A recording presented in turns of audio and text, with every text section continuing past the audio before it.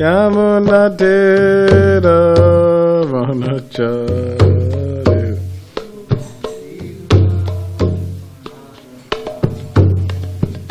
Jai Radha Madhava Kunja Bihari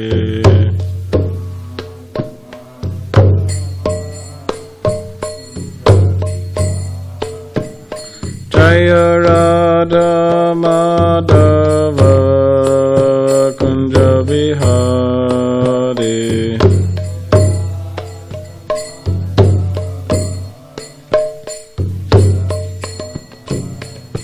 Jaya Radha Madhava Kunja Bihari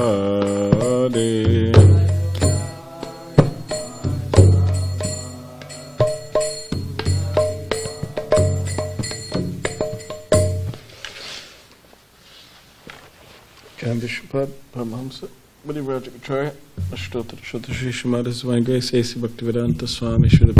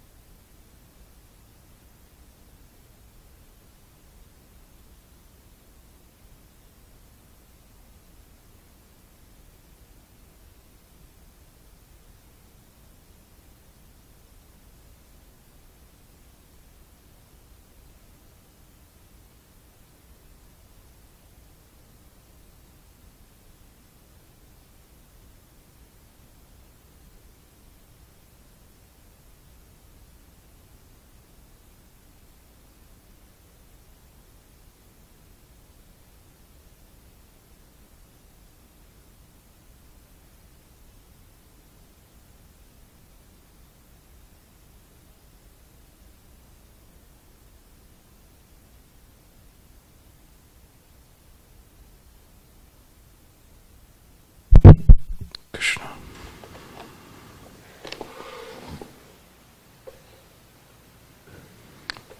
So today is Ekadashi. So Prabhupada writes about Ekadashi in the Nectar of Devotion. So I'll just read about that a little bit. Ekadashi. So this section is entitled Observing Fasting on Ekadashi.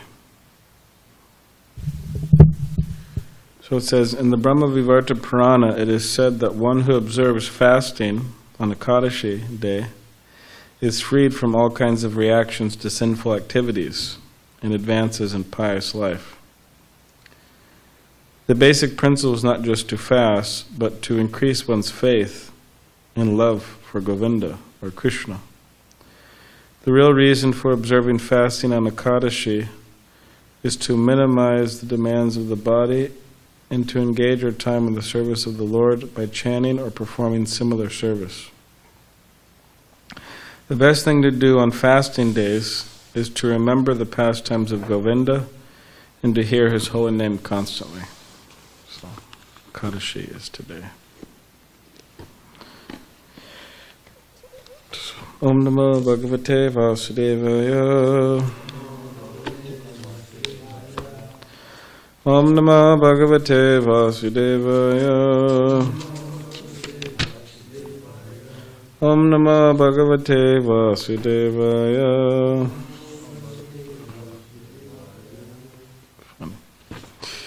So we are reading from Srimad Bhagavatam, Canto 4, entitled Creation of the Fourth Order, Chapter 11, Swayambhuva Manu advises Dhruva Maharaj, Text 24. So I guess everybody could just repeat after me.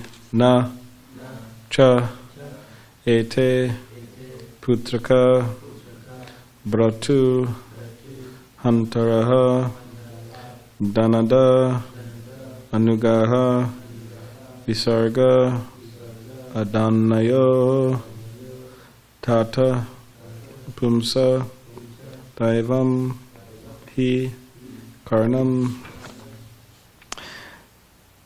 Nachite Puttaka Bratur Hantaro Danadanuga Visarga Danayo Tata Pumsa Daivam Hi Karnam. Okay, so translation. My dear son, those yakshas who are descendants of Kuvera are not actually the killers of your brother. So this is Swayambhuva Manu talking to Dhruva Maharaj. The birth and death of every living entity are caused by the Supreme, who is certainly the cause of all causes. So, next text, 25. Sa evam vishram shijati sa evavati hanti cha tapi hyanna hankaran najate gunakarma vihi. The Supreme Personality of Godhead creates this material world, maintains it, and annihilates it in due course of time. But because he is transcendental to such activities, he is never affected by ego in such action or by the modes of material nature. Purport. In this verse, the word anahankara means without ego. The conditioned soul has a false ego, and the result of his karma, he gets different types of bodies in this material world.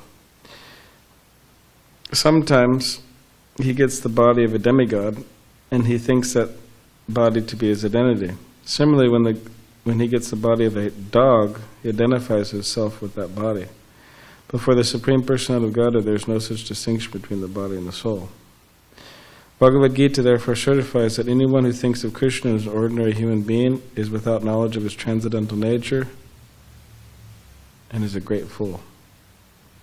The Lord says, Namam karmani limpanti. He is not affected by anything he does because he is never contaminated by the material modes of nature. That we have a material body proves that we are infected by the three material modes of nature. The Lord says to Arjuna, you and I had many, many births previously, but I remember everything, whereas you do not. That is the difference between a living entity or a conditioned soul. Like if we ask, what did you eat for lunch 2 weeks ago? You remember? Yes, I do. Because you eat the similar thing every day. Okay, what did you eat at the temple 2 weeks ago for lunch? Yeah, we can't remember. So, what to speak of remembering past lives and all that stuff. That is the difference between the living entity or conditioned soul and the Supreme Soul. The Super Soul, the Supreme Personality of Godhead, has no material body, and because he has no material body, he is not affected by any work he executes. There are many Mayavadi philosophers who consider that Krishna's body is the effect of a concentration of the material mode of goodness, and they distinguish Krishna's soul from Krishna's body. The real situation, however, is that the body of the conditioned soul, even if he has a large accumulation of material goodness, is material, whereas Krishna's body is never material, it is transcendental. Krishna has no false ego, for he does not identify himself with a false and temporary body. His body is always eternal. He descends to this world in his own original spiritual body. This is explained in Bhagavad Gita as Param Bhavam. The words Param Bhavam and Divyam are especially significant in understanding Krishna's personality. Om Gyanativarandasya Garanjana Shalakya Chakshavad Malitam Nina Tasmai Shri Guruve Namaha Kam Kariva Chavam Pangam Nangayate Girim Yakripatavaha Tamaham Bande Shri Gurun Dinitaranam Pancha Kapade Vishtak Vasanabevacha Patitanam Pavanebhyo Vaishnavebhyo Namo Namaha Shri Krishna Chaitanya Prabhu Nityananda Shri Advaita Gadadhar Shivasari Gaura Bhaktivinoda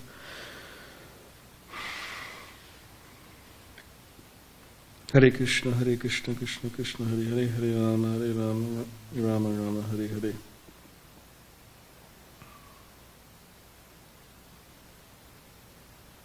So I'll read the translations again. My dear son, those yakshas who are descendants of Kuber are not actually the killers of your brother. The birth and death of every living entity are caused by the Supreme, who is certainly the cause of all causes. The Supreme Personality of Godhead creates this material world, maintains it, and annihilates it in due course of time. But because he is transcendental to such activities, he is never affected by ego in such action or by the modes of material nature.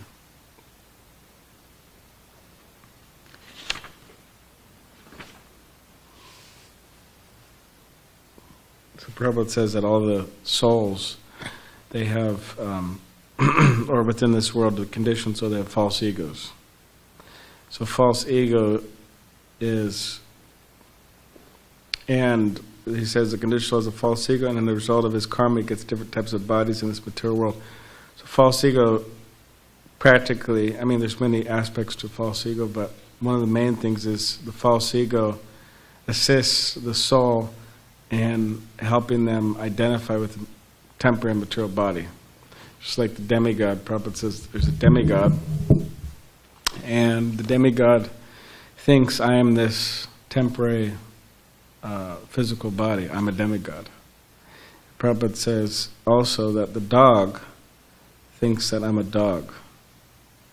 When he gets the body of a dog, he identifies himself with that body.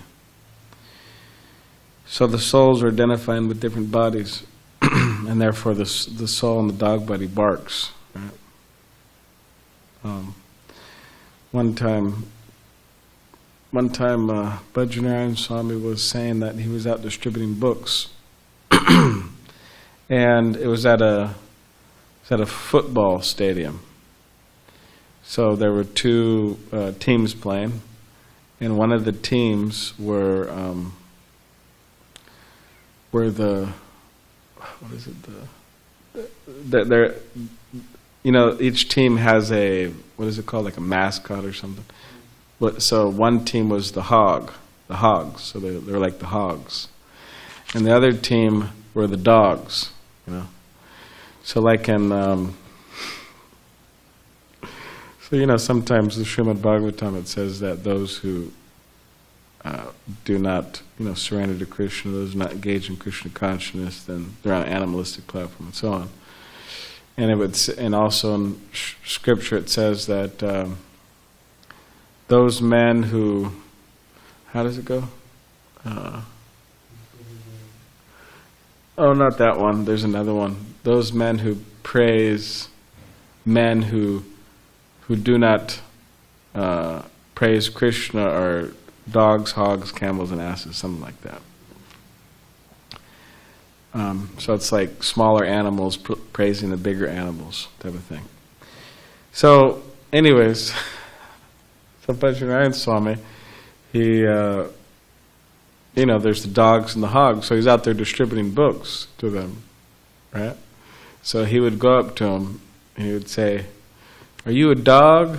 Are you a hog?" You know, and people would say, "I'm a dog." "Oh, great! You know, here, take the book." "Oh, I'm a hog." "Oh, you know." And apparently there was barking and squealing. Anyways, I don't know if they're actually doing that, but you know, like on both sides, there was one was barking, one was so. But the souls, yeah, they identify completely with the bodies they get. And that's false ego. Because we are not these physical bodies. We are eternal spirit souls and as servants of Krishna. So the more we could give up our false identity and act on our true identity, then that's considered perfection. So, in other words, acting as devotees throughout our life. If we could do that, that's the perfection of our lives. And yeah, it's a marathon. It's not for like 1 hour I act as a devotee, and then the rest of the time I don't act as a devotee. But we have to act as a devotee every day and all the time. Every hour, every minute we act as a devotee. Think as a devotee would think. And we do that throughout our lives. And that's considered perfection. And also, by doing that, we will we will reach the spiritual world. That's what Krishna says. And then Prabhupada, he's quoting Bhagavad Gita, he says that those who take Krishna to be an ordinary human being, they're without knowledge of his transcendental nature, and they're great fools. And specifically, Prabhupada talks about the Mayavadis. So, the Mayavadis, they take Krishna's form to be material, and in other words, in essence, they're atheistic. They don't really believe in Krishna. Although sometimes they worship the form of Krishna or the deity of Krishna, but their whole idea is that once they become perfect, they'll merge with Krishna. Their souls, they will merge into the light or the Brahmajyoti of Krishna, which that's all they believe exists. They don't believe a form exists. So Prabhupada, one time he was walking off a boat in Mayapur, and Tamal Krishna Goswami was helping him. You help the spiritual master physically while he's here serving him. So he was serving him, helping him. And then Prabhupada accepted the service, but then right after he got off the boat, he pushed Tamal Krishna Goswami away. And then, Tamal Krishna, he was a little shocked. It was like, what was that about? Why did Prabhupada do that? And then Prabhupada said, oh, this is just like the Mayavadis. He said they serve the guru, or they accept shelter, service from the guru, but then once they've completed what they need to done, they push the guru away. In other words, they don't need the guru, and they do that with Krishna too. They push the deity away, and then they merge into the light. And Srila Prabhupada, as we were discussing the other day, that he specifically came, or his pranam mantra that we chant every day, Nama Om Vishnupadaya Nirvishesha Shunyavadi Pashatya Dashtarane, he's coming to demolish or destroy impersonalism, which means that people accepting that God's a light, there's no personality of Godhead, and this idea of merging into the void, as some groups want to do. So he came to demolish that. So in the early days when Prabhupada would be talking about the Mayavadis, devotees were like, who's Prabhupada talking about? They thought they were talking about these, like bald monks in India, and what is Prabhupada talking about? So there was a particular case. So in other words, they were quite confused. Like they thought that Prabhupada had some riff with these guys in India. He was just coming to America and talking about them, So in the early days in 26 2nd Avenue in New York, first temple there, storefront, Prabhupada was giving a talk, and he was talking about how one man, who used to be the Prime Minister, whatever, Dr. Radhakrishna, he wrote a commentary in the Bhagavad Gita. And in that commentary, he said that it is not Krishna that you have to surrender to. It is the unborn eternal within Krishna. Means like the, light within Krishna. So Krishna's... And in other words, he's making a distinction between Krishna's soul and Krishna's body, which there is no distinction. He was making Krishna out to be mundane, like a conditioned soul. So then Prabhupada was talking about that, and in devotees, they weren't really saying anything, but then Kirtananda raised his hand. One of Prabhupada's first disciples raised his hand, and he said, I don't think he's wrong. I think that makes sense. And he started quoting all these different philosophers, Christian, Eastern, Western, the Tao, started quoting all these different books, practically trying to refute Prabhupada and that Krishna is a person. And practically he was saying Krishna is impersonal. So he's going on.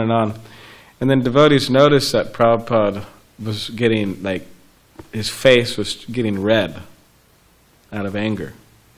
And then Prabhupada said, "Are you done yet?" And then Kirtananda kept on going. Prabhupada was getting more and more angry. "Are you done yet?" And then Kirtananda kept on going. And then finally he ran out of steam, Kirtananda. So then Prabhupada, he stood up on the, as far as I remember, this is from Hayagriva's book, Hare Krishna Explosion. He stood up on the Vyasa, and it said that, devotees said that it was like Lord Nrsingadev, like the anger of Lord Nrsingadev manifested. And he just shouted. And they said that the whole storefront was shaking. And he shouted and he said, "It's Krishna. It's Krishna. It's not impersonal. Why are you trying to make Krishna impersonal? Why are you trying to take it away from Krishna? It's Krishna you have to surrender to." And he was yelling that, shouted. And Prabhupada just stood up and he left. So then everybody was looking at Kirtananda like, "Oh man, you really messed up," They were looking at him like he was, like he had, trying to avoid him like he had some disease or something, So, and then devotees comment, "Did you see Prabhupada, how angry he was?" And then everyone was, "Yeah, of course we saw Prabhupada." So then Hayagriva, he wrote that he understood that it's not that Prabhupada was talking about all these, bald guys in India, he had some riff with or something, but he understood that the impersonalism was within them, that they had a tendency to take Krishna as impersonal and not surrender to the person, not focus on the person, and like that. So in other words, he was recognizing the impersonalism within himself, the tendency. So yeah, Prabhupada did say it's not that there's some heavy-duty established Mayavadis in America, especially when Prabhupada came. There was some New Age, Mayavadis, yogis type of people, but it wasn't there was some heavy-duty Mayavadi establishment here.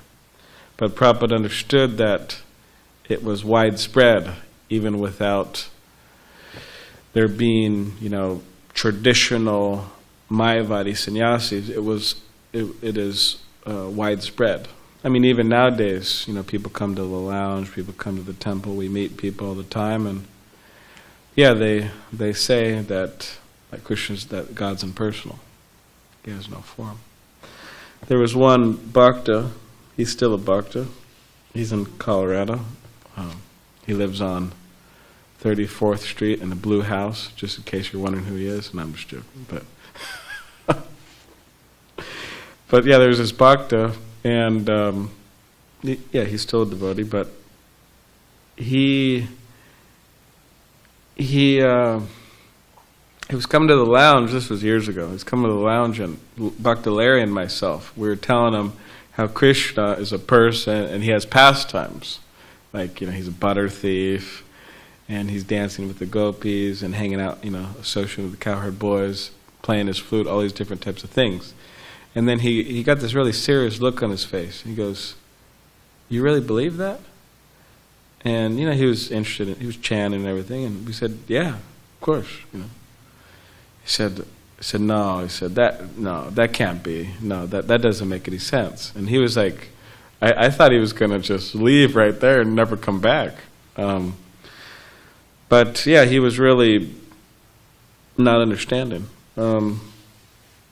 And even later, he joined the temple, and some time passed, and he still had a bit of these conceptions, a hard time understanding or accepting that Krishna has a mother and a father and these different things, Nanda and Yashoda. So I don't know what's so difficult about it. Yeah, he's God. He could do whatever he wants. That's true. They have some issues. So yeah, the Mayavadis, they do not accept Krishna's person, no features. And they even go as far as to say that actually we're all God. These are the you could say very fired up Mayavadis, or fired up impersonalists. Even the New Age impersonalists too, they'll say we're God. So yeah, they go so far. But Prabhupada would say there's so many ways in which we're not God. And one of them is, you and I had many births previously, but I remember everything, whereas you do not. That's what Krishna said to Arjuna. So just the fact that we can't remember even, some years ago, how can God, who's supposed to be all-powerful, not remember? Or the universal form. Krishna shows Arjuna the universal form, which is a huge, many thousands of faces and suns and moons and stars and all this type of absolutely amazing form within Krishna shows. So Prabhupada would say that if you're God, then show us your universal form. You can't do that.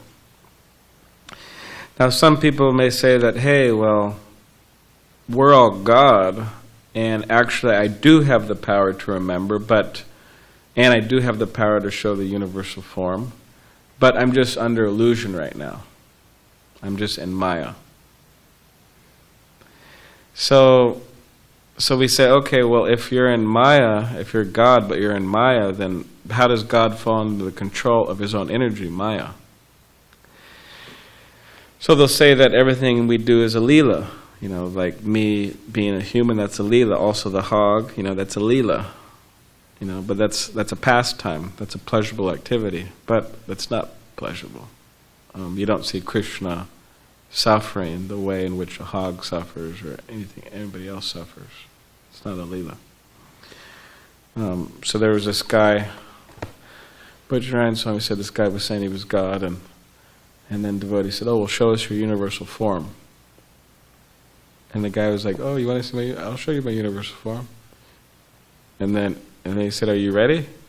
And then devotee said, yeah. And the guy went like this. Like this. And then devotee said, oh, well, what happened, And the guy said, oh, you don't have the eyes to see it, So Krishna has to give one the eyes, but anyways, this guy was just, these people,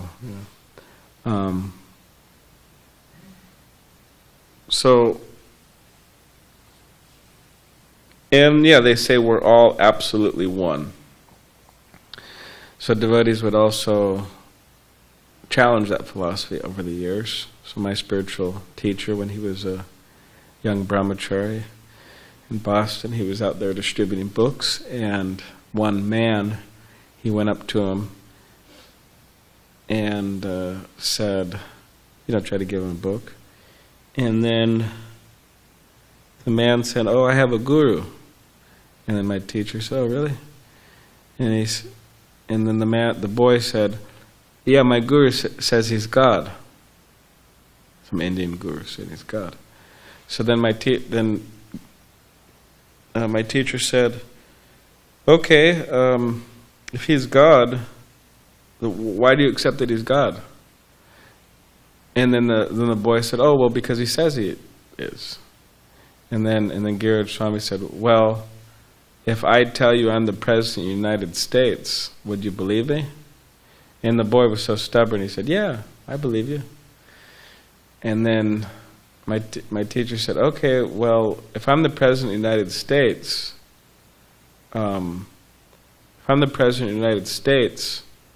then you have to do what I say, right?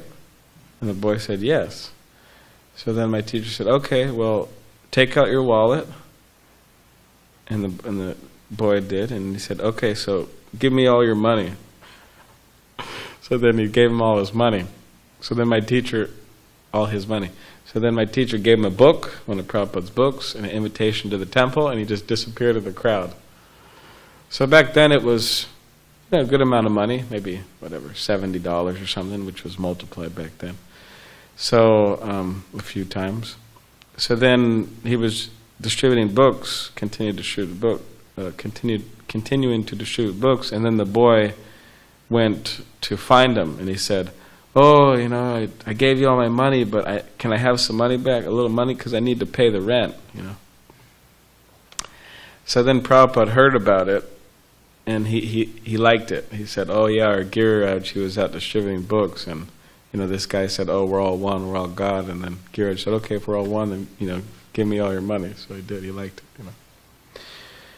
So Larry also did that at the lounge. Bhakti Larry.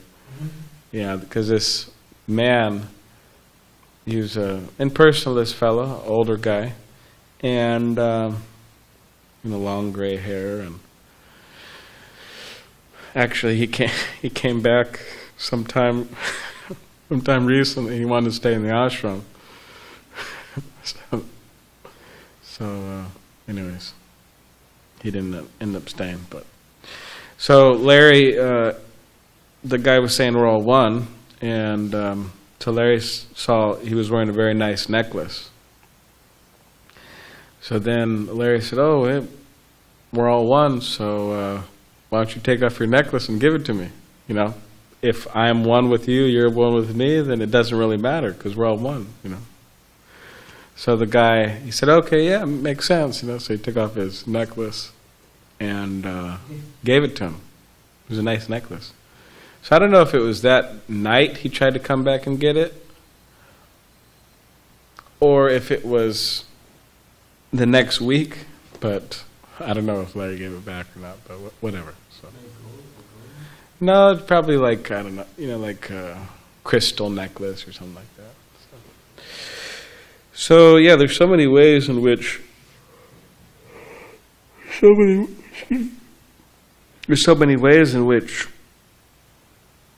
yeah, this doesn't make sense. It just doesn't make sense that one can, if one's God, he could fall under illusion. It just doesn't make sense. So therefore we reject it as bogus. And aside from rejecting it as bogus, we make propaganda to establish Krishna as the Supreme Personality of God. I mean, Krishna is already established as the Supreme Personality of Godhead, but establish Krishna as the Supreme Personality of Godhead within people's minds and consciousness. And we say these people are wrong, and Bhagavad Gita also, Krishna says they're fools, Prabhupada says rascals. And therefore, also, we don't read their books. There's many Mayavadi books and personalistic books. A lot of these New Ager guys, Indian guys coming from India, writing so many books, preaching in America. We don't read any of their books or hear what they have to say, no matter how much how much glitter they have in their eyes, or sparkle, how much their eyes are sparkling, or how long and well-groomed their beard is, or hair is, or how much gray hair they have, whatever. We don't listen to them because Krishna rejects them as persons in illusion, and anybody who hears from them, actually, they become contaminated. It's a contamination. And therefore, Lord Chaitanya says, Mayavadi, Bhashya Shunya, it says that one who hears Mayavadi, their devotional sentiments become destroyed. They become doomed. So we want, and also kirtans. That's a very important thing too, kirtans. There's so many kirtan niyas, but we have to know, are they Mayavadis? Do they accept Krishna as the Supreme Personality of Godhead? Do they eat meat? Do they do so many things? So in other words, they have to be sadhus of a particular caliber, which means they have to be worshippers of Krishna, the person. So not that just anybody we look up on our phone or on our, however people get music nowadays, that it's just because the guy has a beautiful voice or the woman has a beautiful voice doesn't mean that they're bona fide kirtans, because they may be infected by Mayavad. And Prabhupada says that, he quotes scripture saying that one who hears the holy name, it says the holy name touched by the lips of like milk touched by the lips of a serpent has poisonous effects. So similarly, the holy name, although chanted and is ultimately pure, touched by the lips of a Mayavadi or non-devotee has poisonous effects, interesting enough. And it's very subtle.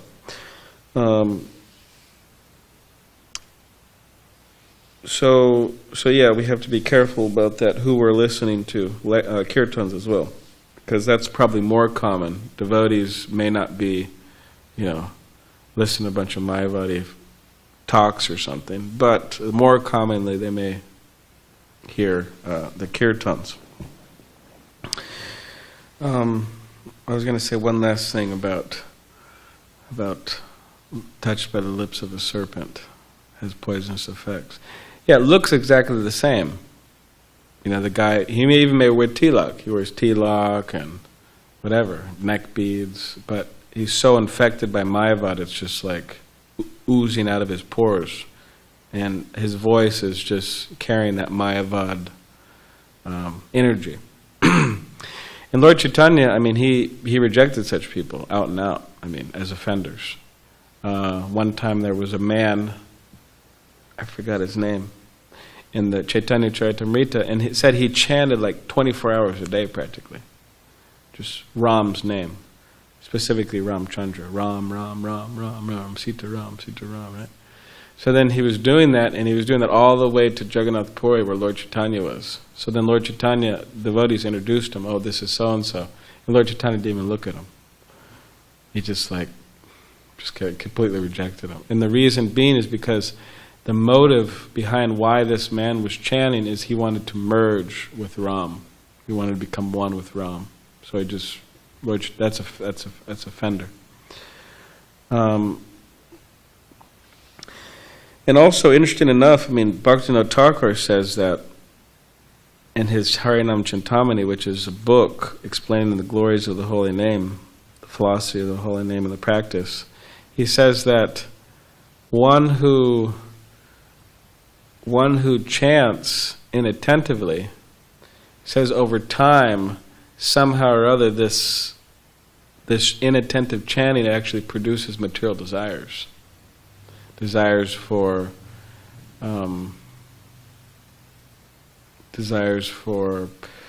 illicit connection with the opposite sex, desires for money, desires for on and on and on. So one has to root out that inattention in order to save oneself, you could say. I could read the exact quote. I don't have it now, but maybe later, next week, sometime I'll read the exact quote. But it's quite surprising to me. It's like, oh man, like chanting Hare Krishna could make it worse if you don't do it in the right way. That's kind of... So yeah, we got to be careful. Our association, like the association we keep, who we associate, how we associate with them, how much we associate with them, it's all like very super delicate in affecting our consciousness. So that's why it's always advised to find pure devotees, the purer the better, to associate with, and that will convince us that Krishna is the Supreme Personality of Godhead, and also, we will develop pure Krishna consciousness rather than mixed Krishna consciousness, and not be directly bewildered by the Mayavadis, or even indirectly bewildered by them. So, all right. Does anyone have any questions, comments? Yeah. So, Oh, okay. someone said they mentioned to me about just the fact that when having a material body means that they are moving one dimension or anything. Um, I was saying, how in, do you understand the body material? the Lord is not affected by anything He does because He's never contaminated with the modes. That we have a material body proves that we're infected by the three material modes of nature. You know. So they say that the body is proof that it's like an emblem of just us revolting against Krishna, having a material body. So because we have a material body, unless we're like Shakti Vaishya avatars, Nityasiddhas or something, coming from the spiritual world to deliver souls, because we have a material body, that means in our last life we were not successful in bhakti. Unless we're all coming back to preach or something. Or maybe it's mixed, I don't know. We wanted to preach, but we also... So yeah, it's a you could say proof that we're not acting according to Krishna's instructions, that we're infected by the three material modes. But of course, one can become perfect. One is considered perfect by different standards. One is Nitya Siddha, which means eternally Nitya, eternally Siddha, perfect. They're coming from the spiritual world to preach. Like Prabhupada, we accept Prabhupada. And then there's the Kripa Siddhas, which means, Kripa means mercy. So they become perfect by some special mercy of Krishna or the devotee. And then there's the Sadhana Siddhas, which means by spiritual practice they become perfect. So interesting enough is that Prabhupada said that perfect is perfect. One should not make any distinction. One should not think, oh, well, you could say on some level there is a distinction, but ultimately speaking, perfect is perfect. And Prabhupada would say, you don't ask, if a rich person's rich, they're rich. It doesn't really matter. Oh, well, you became rich by hard work, so you're less. And you became rich because you inherited, so you're better. So he said you shouldn't think like that. And he even said in the Nectar of Instruction, in a purport, he said that one should not think that, oh, here's an American Goswami, and here's a Goswami born in the family of acharyas. Because imagine you're born in you're in Bhakti Siddhanta Saraswati Thakur or Bhaktivinoda Thakur's line. He had a wife and kids, and somehow or other you're in that line, and you're like a Goswami. So he would say that you shouldn't think that there's a difference between that and just an American not me, but just an American Goswami. So it's actually quite interesting idea. And sometimes I've seen devotees think like this. ISKCON devotees think, oh, well, he's Indian, so that means he's more qualified because he grew up, in a pure way, vegetarian diet, maybe even grew up as a devotee at worshiping Krishna.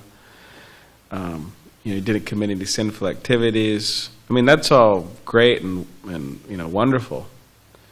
But also somebody who maybe didn't grow up in the most wonderful way, they could also become very advanced and even perfect.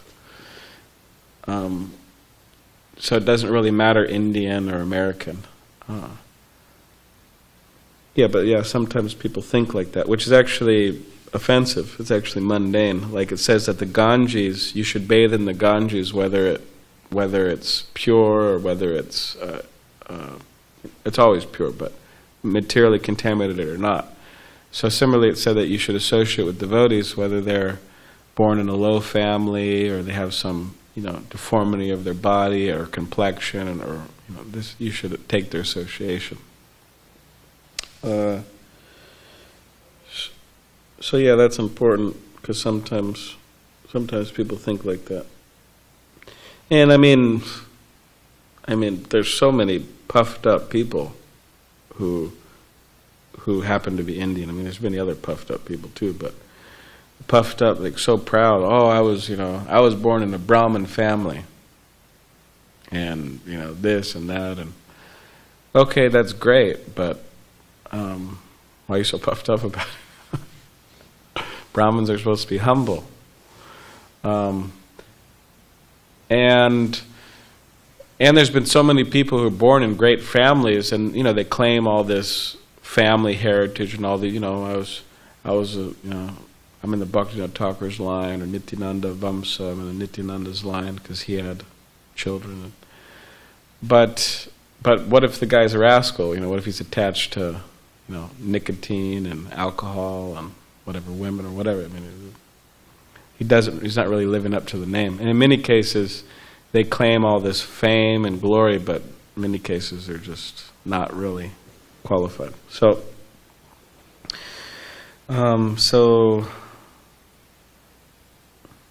your original, the main point you were asking about was, how do you understand the body? oh, the body, yeah. So one could become perfect by these different processes, and the body becomes spiritualized. The body becomes spiritualized because all of the devotional service that one's performing with the body. Therefore, specifically, sannyasis, who dedicate their mind, body, and words to Krishna, they are put into samadhi, which means that their body is buried, entombed, buried in the ground, in a holy place usually. And there's a tomb, some type of structure built there so people could come and offer their respects and remember the person, pray and so on. So whereas with a lot of people it's not like that. It's advised that the body be burnt, and the reason being is the body may not be completely spiritualized, and attachments and whatever. So yeah, the body becomes spiritualized, and that's how we understand the body of the spiritual master, that it's spiritualized body, and therefore we shouldn't see it from a mundane point of view. So offer proper respect. What do you mean spiritualized? Spiritual means eternal.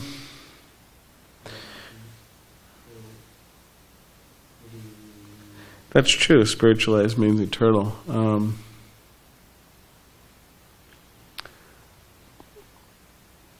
Spiritualized means that it's no longer it's no longer it's no longer used for Maya, and it's just like like prasadam. We say prasadam spiritualized. You could say that once one eats it, the same things happen, whether one, whatever one eats, but it has a particular effect on the consciousness. So yeah, it's spiritualized, it's Krishnaized, but although it still looks material. So similarly, the body of the spiritual master, yeah, it's spiritualized, but it still looks material. But the point is, it's fully engaged in Krishna's service, and therefore it's considered spiritualized. Saturated with Krishna consciousness. Yeah. What were you saying? When you go to fall, for instance, and lost, is not falling in Maya? The demigod who falls in lust, yeah, they're falling in Maya. Maya is completely present throughout the material world. Even heavenly planets, this planet. So Can't run away from Maya. So his or her spiritual body gets affected? Their bodies are material, so they are sometimes bewildered by lust. The demigods. Like Indra, says Indra, he's a devotee, but he's not considered a pure devotee, and sometimes he falls down. I mean, for women, different cases like that. No. So, yeah. And sometimes people get mad with him, Indra. So yeah. But anyways, we have to. But we respect him. You know, we don't have anything against Indra. All right. Kantrad Srimad Bhagavatam ki jai.